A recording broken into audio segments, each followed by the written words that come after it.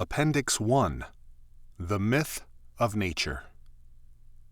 One of the major myths of the modern world is the idea that there is some such thing as nature, which the second edition of Merriam-Webster's unabridged dictionary defines as, quote, a creative controlling agent, force, or principle, or set of such forces or principles operating or operative in a thing and determining wholly or chiefly its constitution, development, well-being, or the like, or that which is produced by natural forces, the universe, as laws governing nature. Nothing happens without cause in nature. More narrowly, the totality of physical reality, exclusive of minds and the mental. End quote.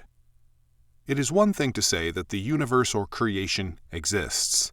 It is another to assert that this universe is the source of its own laws and phenomena, or that it is a self-enclosed system of causality.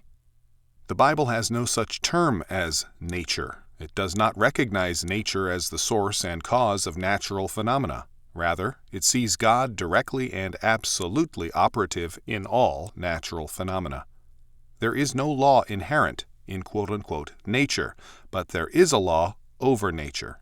Nature is a collective name for an uncollectivized reality. And by uncollectivized, it is meant that nature has no unity in and of itself that makes it a unified order. To assert that such a unity exists in and as nature is to assert a hierarchical principle concerning the universe and its spheres. If quote-unquote nature is a unity in status or in process, then it represents a system of higher and lower authorities, powers, and laws. It is subject to understanding in terms of its past, present, or continuing development as a scale of being in which there is both higher and lower being. The laws of that realm of being are to be derived from within the scale of being.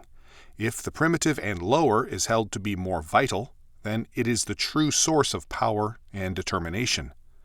If the rational and higher is held to be more important, then it becomes the necessary source of power and determination. In either case, causality and creative power are inherently located within the universe, and it becomes necessary to posit quote-unquote nature as the ground of being, source of ultimacy, and quote the system of all phenomena in space and time, end quote. If God is the creator, then the system is not nature, but God's eternal decree.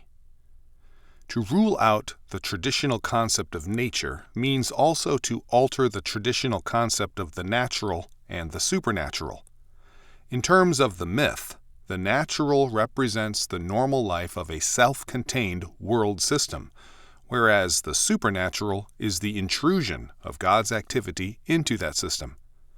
But if natural and supernatural events are both equally the activity of the triune God, and both equally his direct activity, then the distinction must be made on other grounds. The Bible does not hesitate to ascribe to God the storms, lightning, thunder, drought, plague, and other natural happenings in the same way that it ascribes the virgin birth and other miracles to him. The Bible makes a vast distinction between the birth of men generally and the birth of Jesus Christ. But the difference is not to be found in locating God in the miracle and ascribing natural births to nature. Rather, God is equally present in both. Both are his direct decree, power, and action. The difference is not in the degree of God's presence or activity, but in the nature of the acts. The natural births represent God's pattern for mankind in its generation, whereas the virgin birth represents God's pattern for mankind in its regeneration. The virgin birth is unique, but it is still God's pattern or plan in terms of his eternal decree. Mankind is miraculously given a new creation in Jesus Christ, and all who are reborn in him are born not of blood, nor of the will of the flesh, nor of the will of man, but of God. John 1:13. The introduction of the concept of nature and natural law, derived from Hellenic philosophy, led to a departure from biblical faith. Natural law spoke of a self-contained system of its own inherent law. One of its products was deism, which reduced God to the mechanic who merely created nature, and now nature functioned independently of God. The next step was to accept the ultimacy of nature and to drop God entirely. The road to theistic recovery is only possible by a systematic attack on the illegitimate concept of nature, which imposes at the very least a screen of being between God and man, and, in its developed form, supplants God with a self-contained universe. Nature is a bastard concept and must be dropped.